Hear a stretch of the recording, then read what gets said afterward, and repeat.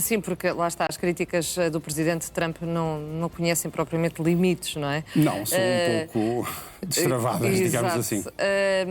Alfredo, gostava de voltarmos agora sim às imagens de que falavas, dos ataques das Forças de Defesa de Israel, precisamente no sul do Líbano. Trouxeste-nos aqui algumas imagens, até porque o Líbano está a usar também algumas técnicas de guerra, se podemos assim dizer, do lado da Ucrânia. Da Ucrânia. Certo? E isso está a acontecer e a defesa de Israel também. Ou seja, tem acontecido esta, de facto, como todos nós sabemos, a guerra na Ucrânia tem sido uma espécie de laboratório para o uso de algum armamento e isto tem acontecido no sul do Líbano. O que nós temos verificado e o que o exército de Israel não estava preparado é precisamente para enfrentar drones, porque o exército de Israel opera um sistema, ou vários sistemas, mas enfim, sistemas antiaéreos muito sofisticados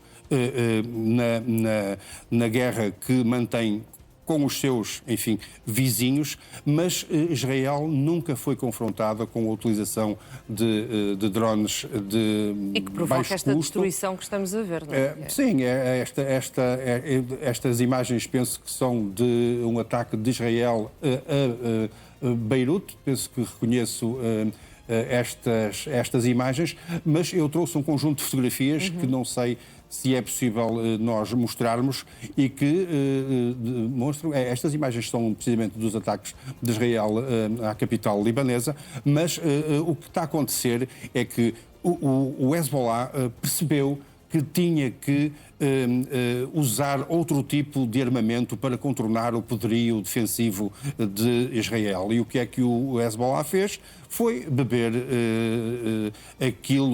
uma experiência que se está a fazer na Ucrânia há muito tempo, que é precisamente o envio de drones que, por serem não comandados por radiofrequência, mas por serem comandados precisamente por fibra óptica, conseguem, por um lado, voar a muito baixa altitude e, por outro lado,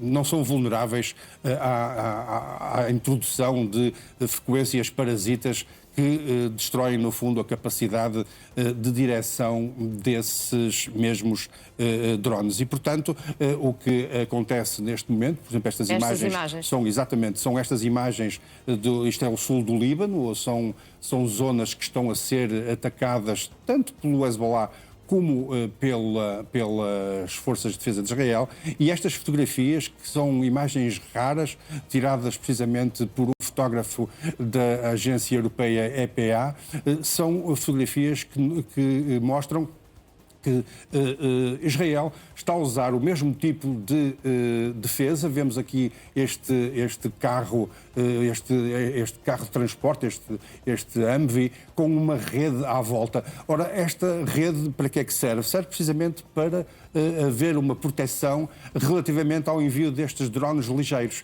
Ou seja, é exatamente o que neste momento a Rússia faz em relação à Ucrânia e o que também os ucranianos fazem em relação aos ataques russos. E, portanto, percebemos que de um momento para o outro essa experiência de guerra na Ucrânia, no fundo, se transfere para aqui e o poderoso exército israelita passa também a usar estas técnicas, que são técnicas um bocado básicas, que é, no fundo, cobrir um carro deste, que é aquele que está ali em primeiro plano, cobrir com uma rede, o que impede o que os drones... Aqui é que esta imagem percebe-se muito bem. Isto é muito comum na Ucrânia, quem cobre a Ucrânia já viu isto muitas vezes, aliás, até vimos algumas estradas que têm uns túneis que são precisamente com umas redes, os carros também.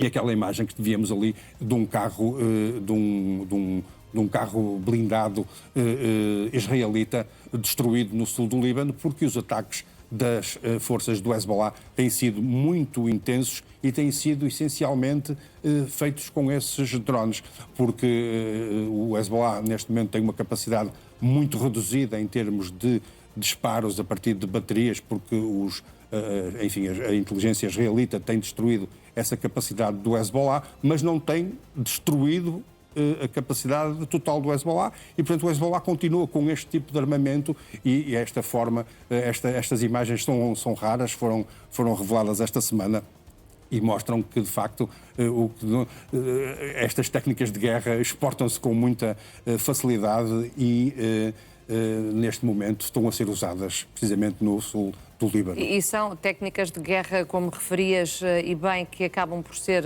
utilizadas noutro contexto, que é a guerra da Ucrânia. E olhando para esse conflito, até porque lá está, ninguém esperava que a Ucrânia fosse tão resiliente ao longo destes já 4 anos de conflito. E esta semana fica precisamente marcada por uma grande ofensiva dos ucranianos contra a Rússia. Sim, eu diria que depois da Segunda Guerra Mundial deve ter sido a ofensiva mais violenta contra Moscovo e, portanto, contra a capital russa. E o que é que isto quer dizer? Quer dizer 2 coisas. Primeiro, que a Ucrânia tem uma capacidade de ataque que está a ter mais relevância em relação ao início da guerra. Já estamos quase a fazer 5 anos desta guerra, portanto já é uma guerra de muito longa duração, e o que nós vemos é que a Ucrânia está a atacar. Estas imagens que nós estamos a ver são de ataques muito cirúrgicos feitos contra infraestruturas petroquímicas da Rússia, neste caso bem nos arredores de Moscovo, e, portanto, são também um recado, parece-me, a Vladimir Putin para, no fundo, explicar à Rússia que a Ucrânia tem capacidade de penetrar em qualquer parte do território russo. E, portanto, neste momento, ao contrário dos russos que atacam indiscriminadamente alvos civis, o que está a acontecer com a Rússia, com a Ucrânia na Rússia, é que a Ucrânia tem um objetivo que é destruir a capacidade energética da Rússia. Isso tem acontecido, a Ucrânia tem insistido muito nisto, isto tem provocado, por exemplo, em algumas regiões, por exemplo, na Crimeia ocupada, a falta de combustíveis. Vemos que a Rússia está com muita dificuldade já em algumas áreas em ter... Até porque há várias instalações petrolíferas atingidas. Que estão a ser fustigadas. Esta infraestrutura, por exemplo, é importantíssima. Este ataque parece... é um ataque múltiplo, mas no fundo é um ataque múltiplo à mesma infraestrutura, digamos assim, ou seja, há um drone que atinge também um edifício, mas isto demonstrou que aqui vemos, por exemplo, um drone de asa fixa da Ucrânia e ouvimos a tentativa de interseção tanto por artilharia como por as metralhadoras a disparar, e temos algumas imagens onde se vê também que esta é uma zona muito protegida e a circunstância de ter sido tão atingida significa que, tão atingida mesmo sendo tão protegida, significa que a capacidade ofensiva da Rússia, a capacidade ofensiva da Ucrânia na Rússia está de facto a somar pontos, e o que nós temos verificado nos últimos dias é uma capacidade, esta que nós estamos a ver aqui, é uma capacidade de produção muito significativa da Ucrânia neste novo tipo de armamento. A Ucrânia neste momento tem uma dependência, continua a importar muito material militar naturalmente e a depender muito, por exemplo, dos mísseis Patriot americanos para fazer as suas interseções a Kiev. Aliás, Volodymyr Zelensky temia que esta madrugada, isso não se verificou, mas certamente vai se verificar nos próximos dias, que depois do ataque à refinaria de Moscovo, Putin retaliasse e voltasse com uma ofensiva em larga escala contra a capital Kiev. Mas, de qualquer forma, estas imagens que estamos a ver aqui são imagens da produção e da capacidade produtiva que neste momento a Ucrânia tem em matérias de drones sofisticadíssimos e, portanto, eu acho que a Ucrânia quase quadruplicou a sua capacidade de produção de material militar desde o início desta guerra, o que significa que o país está ainda muito dependente, naturalmente, da ajuda externa, mas que começa já a ter uma capacidade de produzir o seu próprio armamento para fazer este tipo de ofensivas. Não deixa de ser impressionante, não é? Tendo em conta que o país continua em guerra. Porque é impressionante, porque é precisamente é um país que está muito fragilizado. Eu recordo que a Rússia também atacou muito a infraestrutura energética no inverno, saímos no inverno que saímos e que, portanto, fragilizou muito não só as pessoas e a vida das pessoas nas suas casas, com falta de aquecimento, falta de gás para cozinhar, mas também, essencialmente, a própria indústria, porque sem eletricidade também as indústrias não funcionam. Mas mesmo assim, a Ucrânia conseguiu, enfim, mostrar um pouco esta sua força e conseguiu fazer uma inversão relativamente à progressão da Rússia no terreno.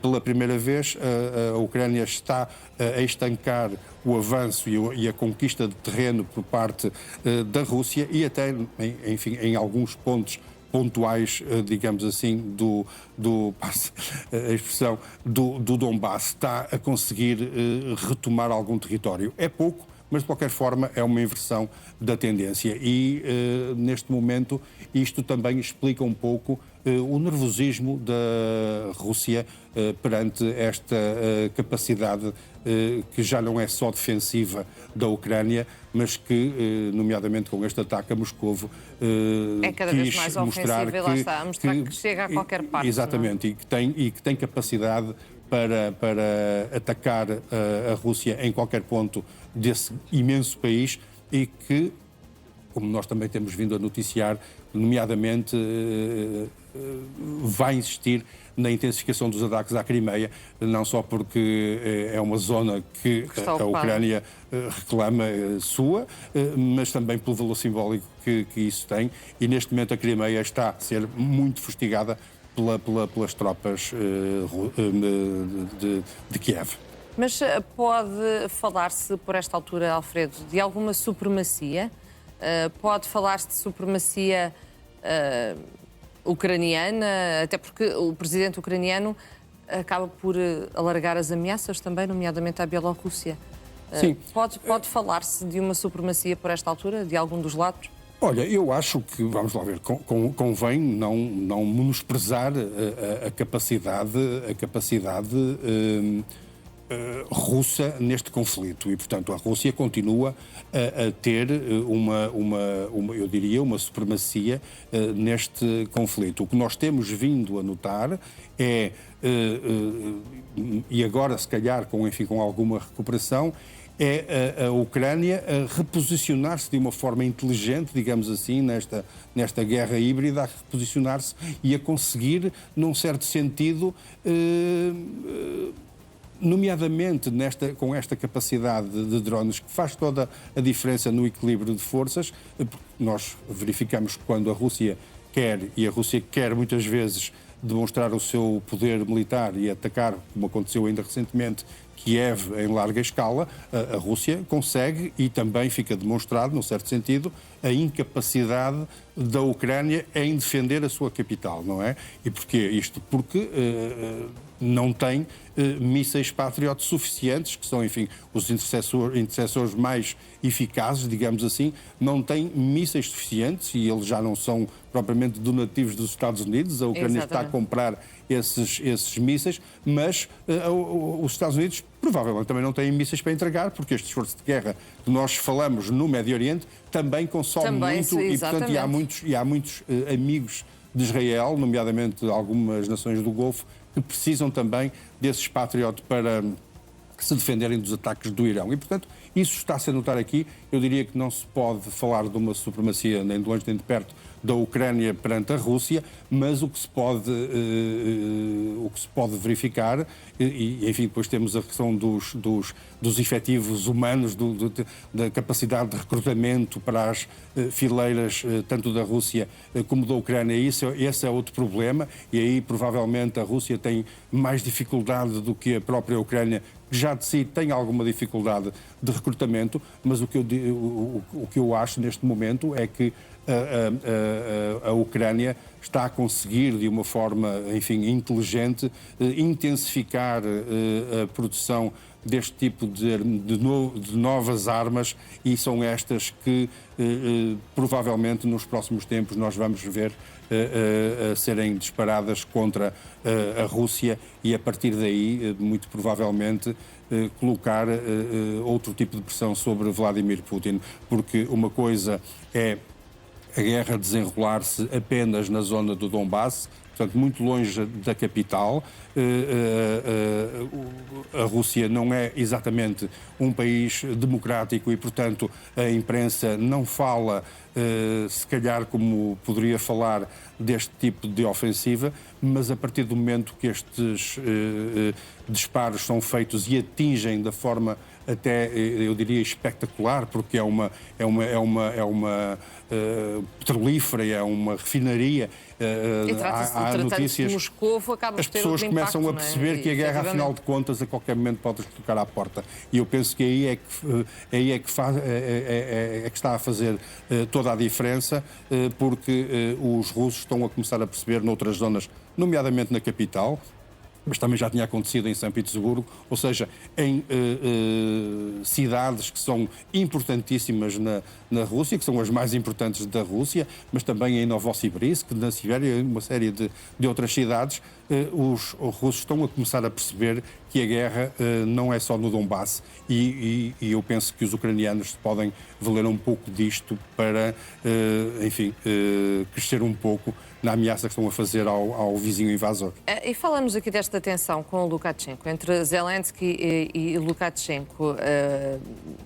Faz sentido estas críticas à Bielorrússia? Eu diria que isto é um pouco na embalagem que Zelensky também tem depois destes ataques, e, portanto, o Lukashenko, que é, enfim, um aliado incondicional de Vladimir Putin, e a Bielorrússia, que serviu enfim, de palco para algumas no início da guerra, para o trânsito de tropas russas que tentaram, nomeadamente, chegar à capital ucraniana, Kiev. Neste momento, Lukashenko está ali um bocadinho, enfim, como passa a expressão, como o tolo no meio da ponte. Não sabe muito bem. Por um lado, tem esse compromisso para com Vladimir Putin, por outro lado, não quer ter a guerra ali no seu jardim e, portanto, está muito preocupado. E há informações, enfim, de algumas movimentações de equipamentos de transmissões que possam estar ali a funcionar na zona da fronteira, e Zelensky já avisou o poder em Minsk que, se eles não retiram de lá esse equipamento, serão os próprios ucranianos que tratam desse assunto. E depois do ataque a Moscovo, talvez Lukashenko pense que Zelensky não está a brincar, e neste momento a Ucrânia tem capacidade de Zelensky, não é? Mostrar um bocadinho esse poder. Exato, e, portanto, não só mostrar à Rússia diretamente, mas mostrar aos satélites da Rússia, e, enfim, a Bielorrússia é o satélite que está ali mais próximo da fronteira com a Ucrânia. Eu penso que isto insere-se um bocadinho nesta narrativa de crescimento e de dinâmica quase de vitória que nós temos verificado nos últimos dias, mas isto, enfim, quer dizer apenas isto, ou seja, é um ataque que é relevante para a Ucrânia, mas isto não quer dizer que amanhã a Rússia não responda exatamente na mesma moeda.